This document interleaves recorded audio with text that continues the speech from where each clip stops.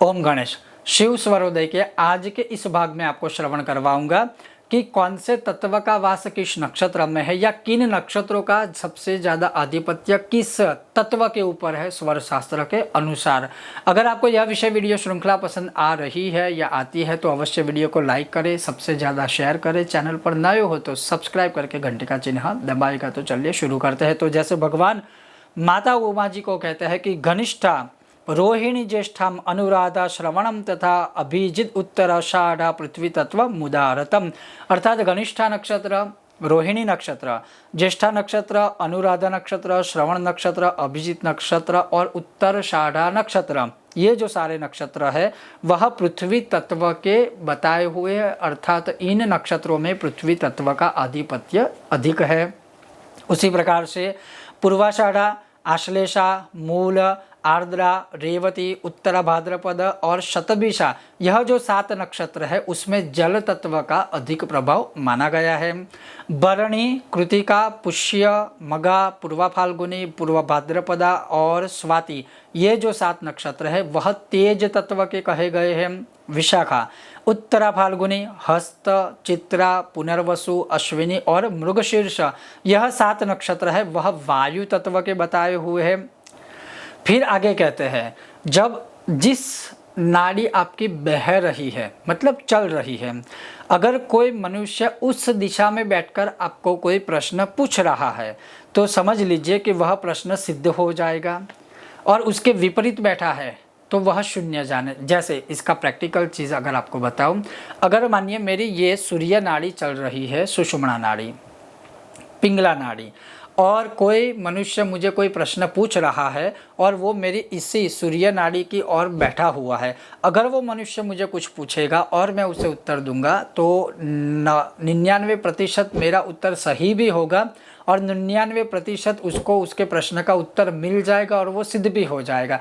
लेकिन वही मनुष्य जब मेरी सुषुम्ना नाड़ी चल रही है और मेरे सामने बैठा है तो उसका फल और उस प्रश्न का उसको जो आंसर मिलना चाहिए, उत्तर, वो नहीं मिल पाएगा।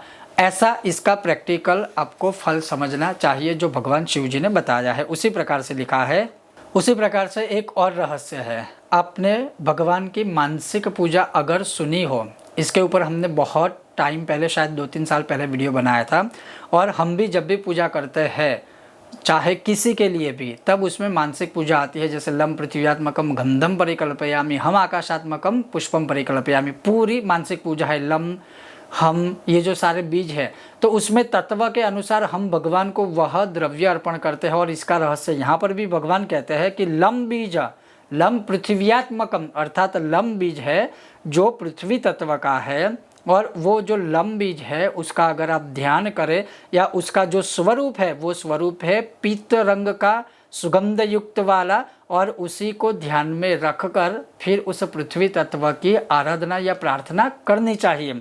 फिर आगे कहते हैं वम बीजम, वम वायुवात्मकम, रम तेजात्मकम, ऐसे जो उसमें मानसिक पूजा में भी आता है कि वम बीज जो है वह वरुण जी का बीज है, उसका जो आकार है वह अर्धचंद्र के समान है और उसी का ध्यान करना चाहिए। उसी प्रकार से जो रम बीज है वह अग्नि तत्व का है और उसका भी ध्यान करना चाहिए, और उस ध्यान करने के साथ साथ हम उस समय पर अन्नपान करते हैं ऐसा भाव करना चाहिए।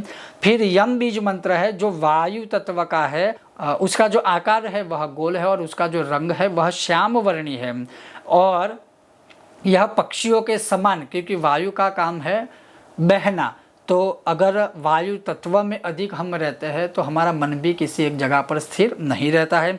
फिर आगे है हम बीज जो आकाश तत्व का है और उसका जो स्वरूप है वो विशेष कांति युक्त वाला है और अणिमा आदि अष्ट सिद्धियों को देने वाला यह बीज है जो त्रिकाल ज्ञान का हमें दर्शन भी करवाता है।